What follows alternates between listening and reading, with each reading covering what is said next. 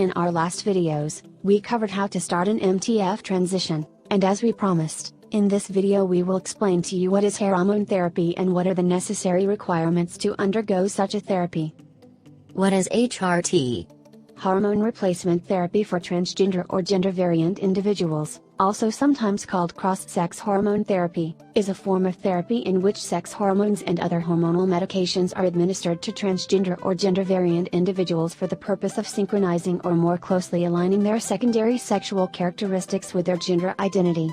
This form of HRT is given as one of two types, based on whether the goal of treatment is feminization or masculinization. Male to female, for transgender women or transfeminine people, consists of estrogen and anti-androgen.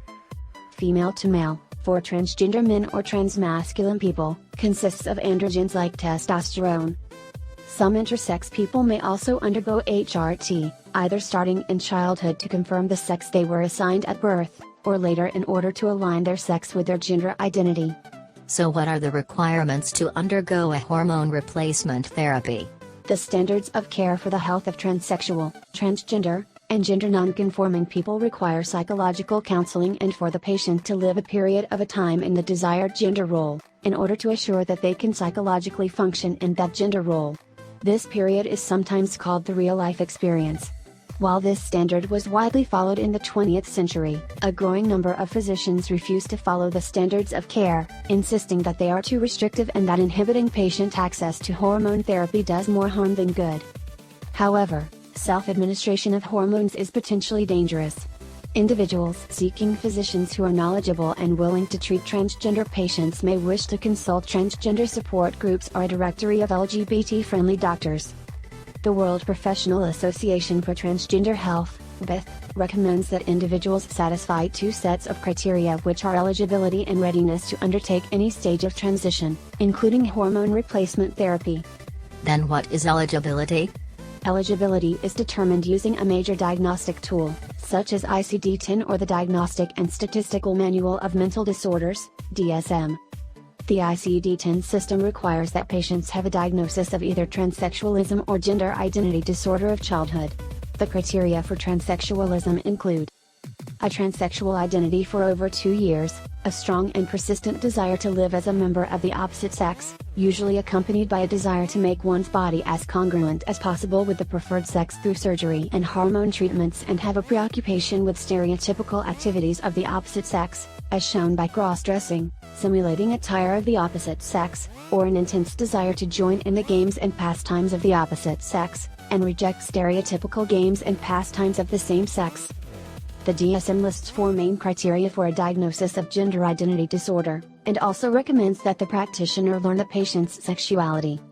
Adolescents and adults must display a persistent desire to be the other sex, frequent pass as the other sex, desire to live or be treated as the other sex, or believe that they have the typical feelings and reactions of the other sex.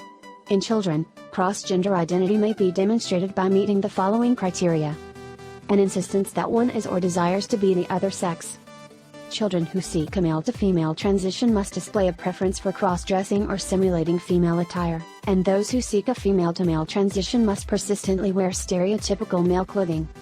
They should also persistent fantasies of being the other sex, or a strong and persistent preference for cross-sex roles and make-believe play and intense desire to participate in stereotypical games of the other sex. And what you mean by readiness? The second requirement for undertaking hormone replacement therapy is readiness. This means that the patient is likely to take hormones in a responsible manner, has made progress in addressing other identified problems, leading to improved or stable mental health, and has consolidated gender identity through psychotherapy or by life experience in their desired gender role.